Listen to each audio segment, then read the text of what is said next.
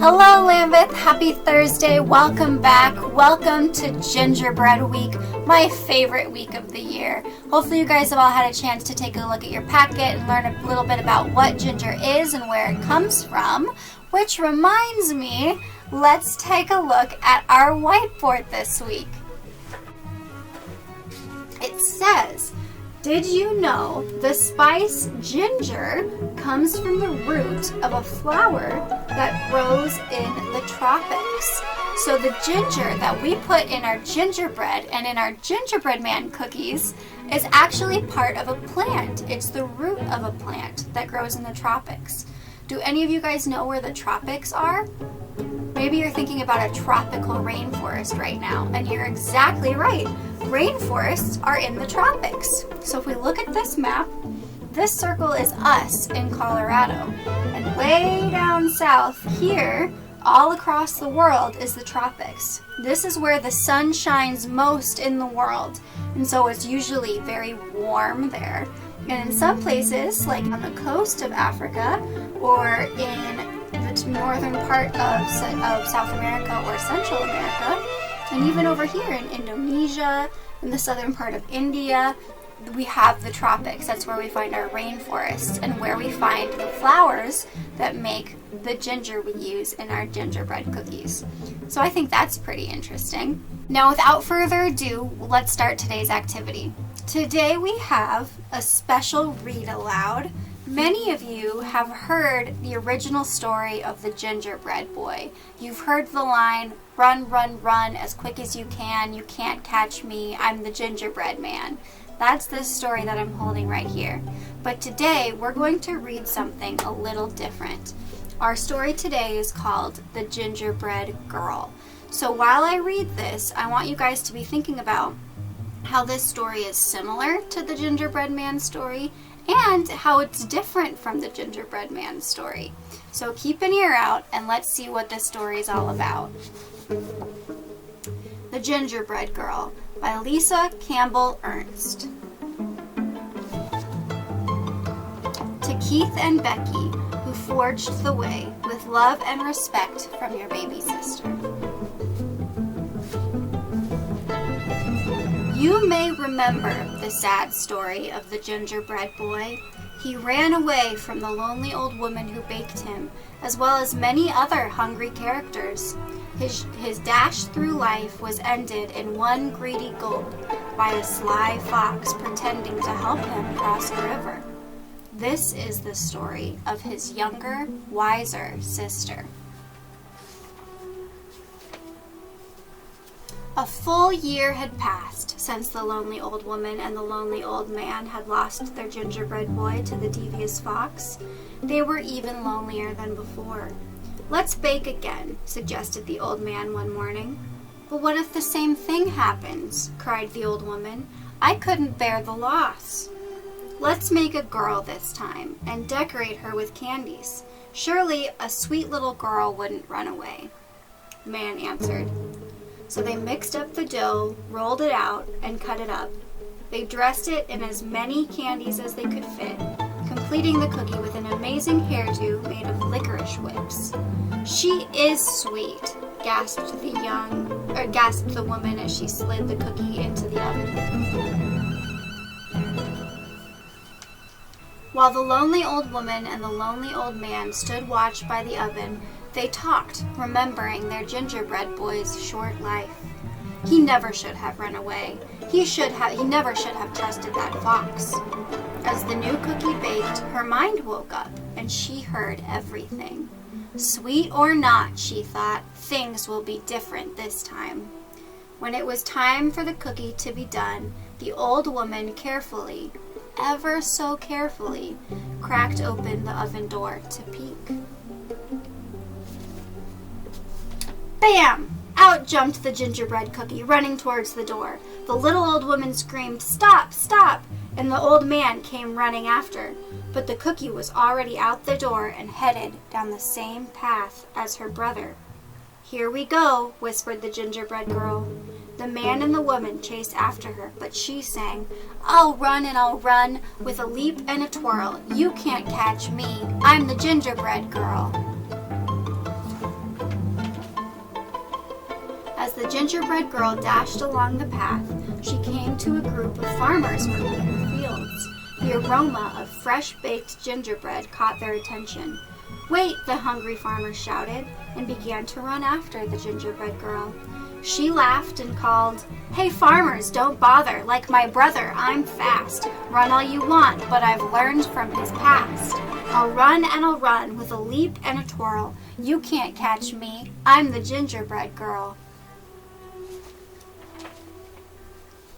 Farther down the road, a pig came into view. As the gingerbread girl grew closer, her candy sparkled in the sunlight. The pig squealed with joy and tried to take a bite, but the gingerbread girl was too fast. She leapt over him, singing, "I can leap past Piggy like all of the others. This story will not end like that of my brothers.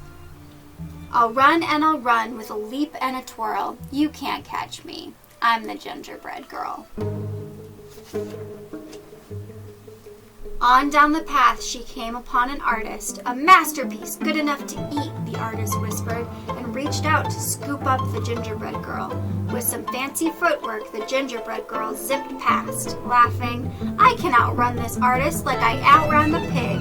I am one smart cookie, despite this wild wig. I'll run and I'll run with a leap and a twirl. You can't catch me. I'm the gingerbread girl." Farther along, the gingerbread girl passed a cow with her calf, who mooed happily, "Mama, I want a cookie to go with my milk." But when the cow tried to catch the gingerbread girl, she soon found herself running behind, listening to the gingerbread girl's song. "Chase if you want, I'm faster than you, although you have 4 feet and I've only got 2. I'll run and I'll run with a leap and a twirl. You can't catch me. I'm the gingerbread girl."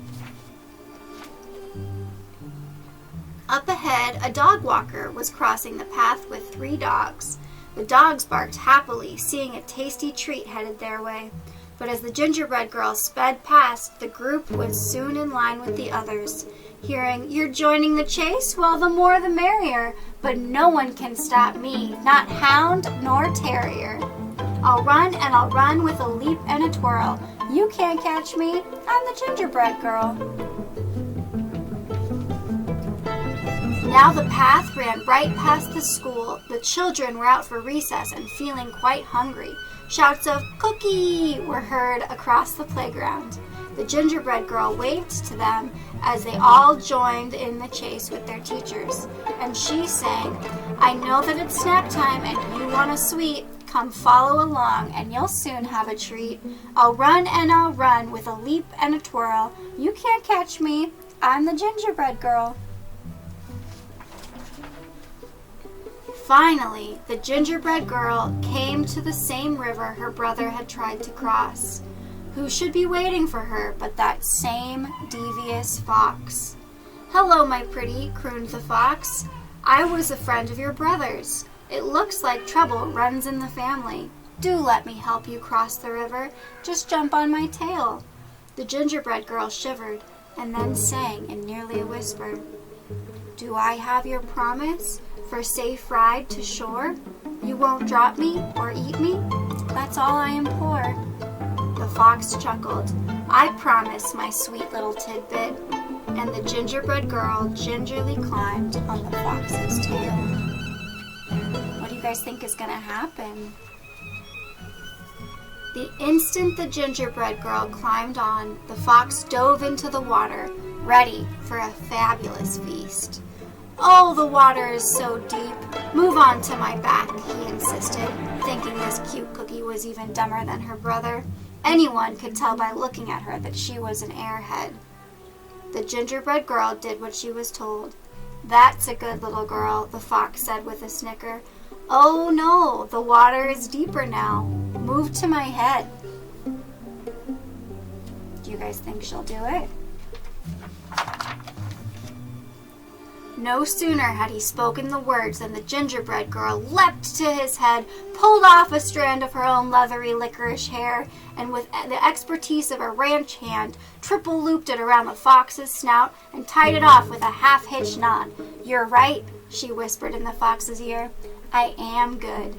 The fox snarled and struggled and strained, thrashing about, but the gingerbread girl hung on, turning him back toward the crowd, riding the fox like a bucking bronco. The gingerbread girl whizzed past, singing, "He'll run and he'll run with a leap and a twirl. Come follow me, I'm the gingerbread girl." The awestruck crowd followed all the way back to the lonely old woman and the lonely old man's house. The gingerbread girl rode into the kitchen, secured the fox, jumped onto the table, and she measured and mixed with a leap and a twirl, singing, I'll bake you some more. I'm the gingerbread girl." The old man and woman quickly joined in to help, having a hungry, happy household to feed. From that moment on, of course, they were never lonely again. So here are all the people who were chasing after the gingerbread girl, and now they're all going to get cookies of their own. And down here's the fox. He doesn't look too happy, does he? Let's see what happens next. And what of the fox? The gingerbread girl was eventually able to teach him some manners, using some gingerbread crumbs for treats.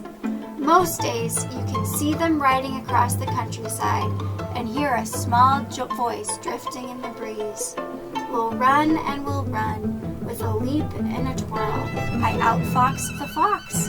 I'm the gingerbread girl. The end. All right, guys, so that was our read aloud for tonight. Were you able to spot some similarities with the original gingerbread story? What were some of the differences you found? Talk about them with your family and tell me in person or in the comments which story you liked better. One of the differences I noticed was that one of these books has a pretty sad ending and the other book has a pretty happy ending. So I kind of like this book. But let me know what you think. Have a good night, you guys. I'll be coming around tomorrow with some gingerbread house kits. Hopefully you have a good night, and I'll see you next week. Bye.